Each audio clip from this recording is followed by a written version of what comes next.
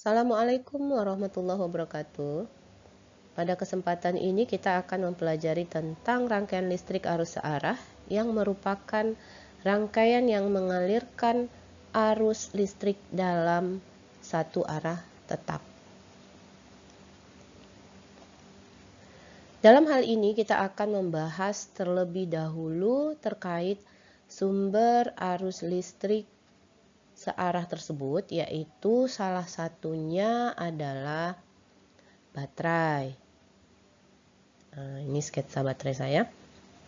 Topik yang akan kita bahas terkait baterai ini adalah GGL atau EMF, electromotive force,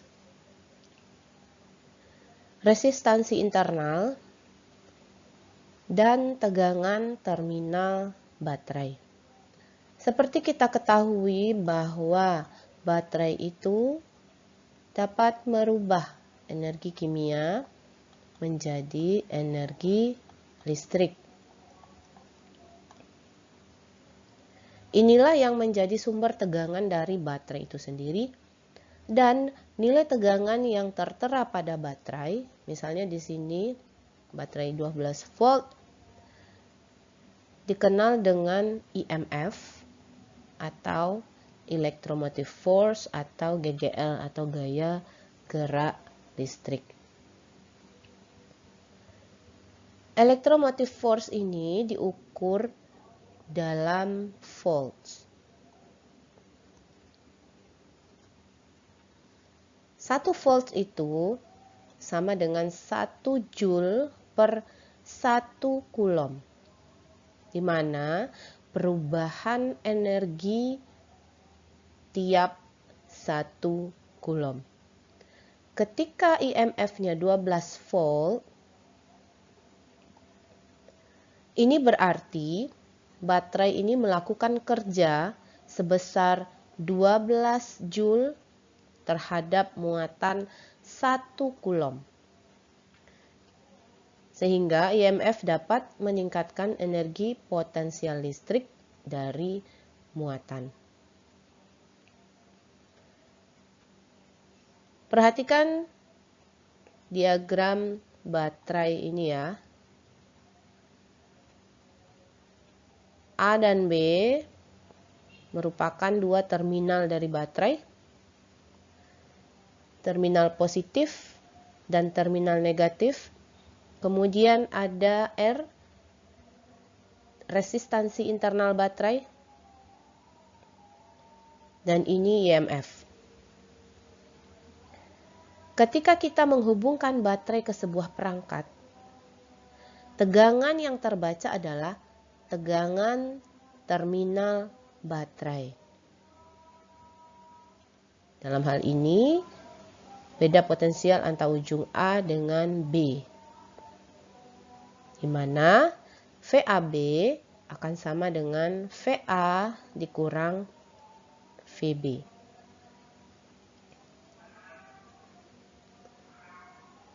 Ketika tidak ada arus yang ditarik dari baterai, VAB ini akan sama dengan EMF. Nah, ini ditentukan oleh reaksi kimia di dalam baterai. Ketika ada arus mengalir dari baterai, maka VAB akan sama dengan EMF dikurang tegangan dalam baterai. Nah, tegangan dalam ini akan turun sebesar I dikali R. Semakin banyak arus listrik yang ditarik dari baterai, semakin besar penurunan VAB. Nah, untuk resistansi internal yang R tadi, itu nilainya biasanya relatif kecil ya. Misalnya 0,05 ohm. Seperti itu ya. Nah, kita kembali lagi. Saat kita menghubungkan baterai dengan perangkat yang tadi itu ya, Maka misalkan perangkat tersebut akan memiliki resistansi sendiri. Nah, kita simbolkan di sini dengan R huruf kapital ya, resistor. Ketika arus listrik mengalir atau dari potensial tinggi ke potensial rendah melewati resistor, resistor ini akan menyerap energi sehingga tegangan akan turun. Energi dari resistor akan meningkat. Resistor akan menjadi panas. Berarti di sini terjadi konversi energi yang diserapnya menjadi energi panas. Oke, seperti itu ya. Kita lanjutkan ke contoh.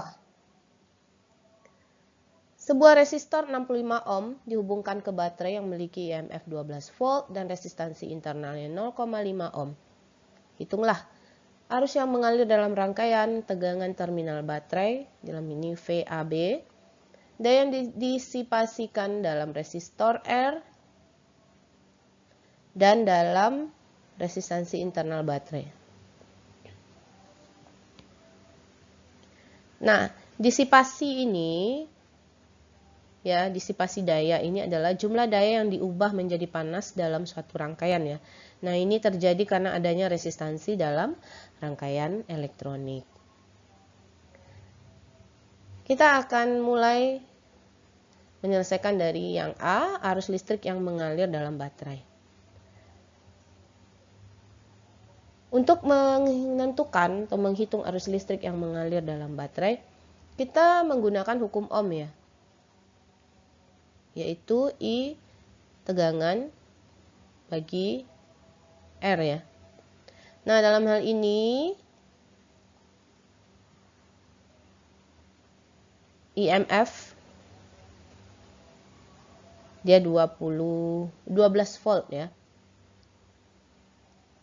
dibagi R ekuivalen, karena ini susunannya seri, sehingga R ditambah R ya.